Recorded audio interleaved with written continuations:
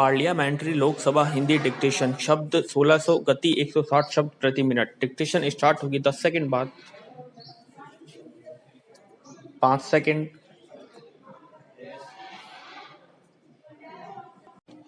Start. माननीय अध्यक्ष महोदय, आज बहुत ही अहम दिन है। आज पूरे भारत में महिला सशक्तिकरण की बात की जा रही है।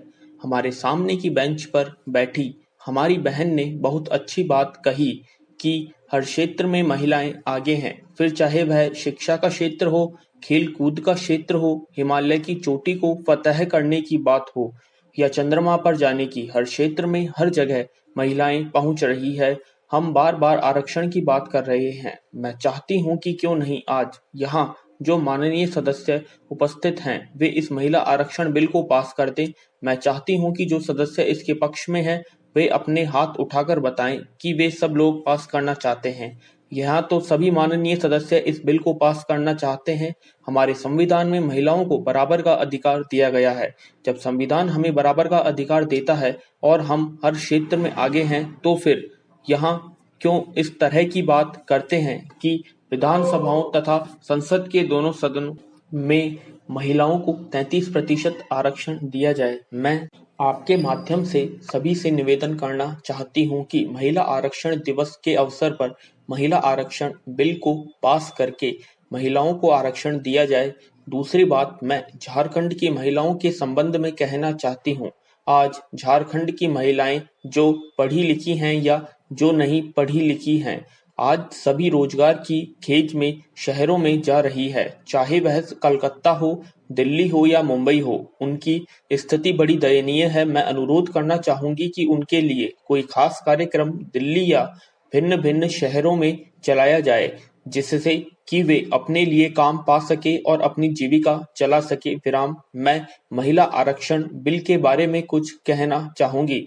स्वर्गीय राजीव गांधी जी ने हमें आरक्षण दिया और आज हम पंचायतों में प्रतिनिधित्व कर रही हैं और हम करके भी दिखा रही हैं कि महिला कितना अच्छा काम कर सकती है। लेकिन आज तक हमें राजनीति में आरक्षण नहीं मिल पाया है। विधानसभा और लोकसभा में हमें आरक्षण नहीं मिल रहा है। हर रोज मुझे ऐसा लगता है कि यही भाई हैं, यही हमारे प्रतिनिधि हैं जो बिल पास करने वाले हैं। मुझे ऐसा लगता है कि हमें ये बच्चे की तरह समझते हैं, जैसे बच्चे को झुनझुना दिखाया जाता है और झुनझुना दिखाकर फिर रख लिया जाता है। ठीक यही परिस्थिति आज हमारी है। ये हमें झुनझुना दिखाते हैं कि आरक्षण बिल हम पास करेंगे, लेकिन यह हो नहीं रहा है।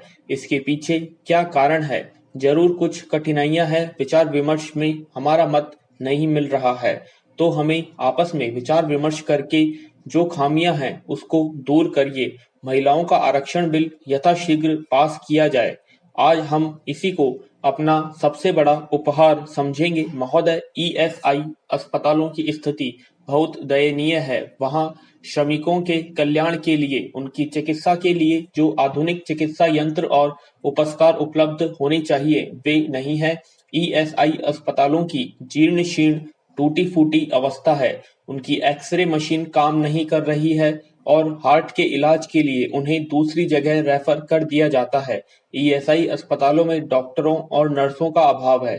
इसके साथ ही वहां दवाइयां भी उपलब्ध नहीं हो पाती है। मैं आपके माध्यम से सरकार से जानना चाहता हूं कि देश के अंदर कर्मचारी कल्याण के लिए जो ईएसआई हॉस्पिटल चलाते हैं उनकी स्थिति में सुधार के लिए सरकार द्वारा क्या कदम उठाए जा रहे हैं। हमारे क्षेत्र में ऐसे लोग भी हैं जिन्होंने इस तरह 31-32 महीने तक काम किया है, लेकिन उनको तनख्वाह नहीं मिली है। विराम। उनके 2-2 महीने की तनख्वाह मिली है और तनख्वाह भी मात्र 400 रुपए महीना। आप बस्ती में चले जाइए, वहां हजारों श्रमिक आपको ऐसे मिलेंगे। आप देखेंगे कि जो लोग देश को बचा रहे हैं उनकी क्या स्थिति है। उनमें से किसी को 470 रुपए, किसी को 1400 रुपए, किसी को 1200 रुपए तनख्वाह मिलती है। मैं कहना चाहती हूँ कि एक तरफ वह आदमी देश के लिए लड़ रहा है और दूसरी तरफ वह फांके मार रहा है, रोजी रोटी के लिए तरस रहा है। क्या उनके बच्चे पढ़ सकते हैं? जो बच्चा पढ़कर कंपनी में लग गया, शहर चला गया, उनके बच्चे कहाँ पढ़ेंगे? उनके पास रहने के लिए कोई मकान नहीं है। मैं दावे के साथ कह सकता हूँ कि आप देखें कि पूरे देश में मजदूरों के पास मकान नहीं है। टूटी फूटी झोंपड़ी है। बहुत कहने के बाद कुछ लोगों को 20-20 हजार रुपए मिले, वह पर्याप्त नहीं है। मैं कहना चाहूंगा कि उनके पास रहने के लिए मकान नहीं है, खाने का इंतजाम नहीं है, घर में माँ बीमार है, खुद भी वे बीमार हो जाते हैं। ऐसे मामलों में हम सभी के पास आते हैं, हमारे सामने ऐसे ऐसे मामले आते हैं जब वे कहते हैं कि हमारी माँ मर गई, हमारा बाप मर गया, वही परिवार में कमाने वाला था और अब हमारे बच्चे जो स्कूल में पढ़ रहे थे वे आगे नहीं बढ़ पाएंगे। इस तरह से उनका काम तमाम हो जाता है। हम भी यहाँ उनके बारे में चर्चा करके रह जाते हैं। मैं अपनी बात कहूँगा और आप सुनेंगे, लेकिन मजदूरों के हितों के बारे में कुछ नहीं होगा।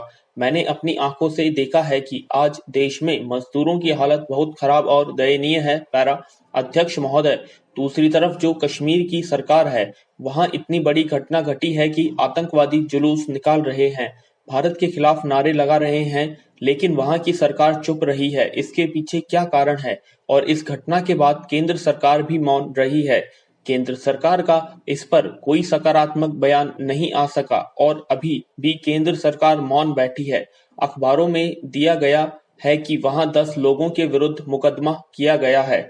हम जानना चाहते हैं कि किस धारा, किस दफा के तहत मुकदमा किया गया है। इसके बारे में भी सरकार को सदन में बताना चाहिए। इस घटना के बाद देश में एक संशय की स्थिति बनी हुई है कि क्या सरकार ही वहां आतंकवादियों के पाल पोस कर देश में आतंकवादी घटनाएं करा रही हैं। इन सब बातों से एक तरह का संशय बना हुआ है। हम चाहते हैं कि इस पर सरकार का रेस्पॉन्स आना चाहिए और ऐसे गंभीर मामलों में प्रधानमंत्री जी को स्वयं सदन में जवाब देना चाहिए।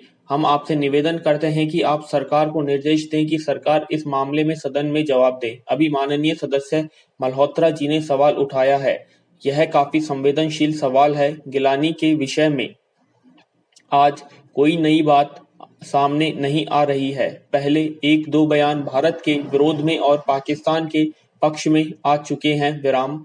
जब रैली की बात हुई तब कश्मीर में जो सरकार है तब वह क्या कर रही थी? रैली के बारे में यह भी चर्चा है कि नकाबपोश के भेष में आतंकवादी थे और वे आतंकवादी भारत के खिलाफ और पाकिस्तान के पक्ष में नारे लगा रहे थे। उन नारों के अलावा जितनी आग भारत के खिलाफ उगलनी चाहिए थी उतनी ही आग उगली गई। पाकिस्तान की तरफ से कभी बयान आ रहा है कि भारत और पाकिस्तान सीमा विवाद सुलझाने की तरफ अग्रसर है। कश्मीर पाकिस्तान के झंडे लहरा गए, लश्कर ए तोयबा के झंडे लहरा गए।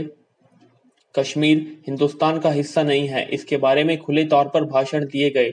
वहां पर इतने भयंकर भाषण दिए गए, इस तरह का जहर उगला गया और वहां पर साफ तौर पर कहा गया कि यहाँ पर सेना इत्यादि को रहना नहीं चाहिए। विराम।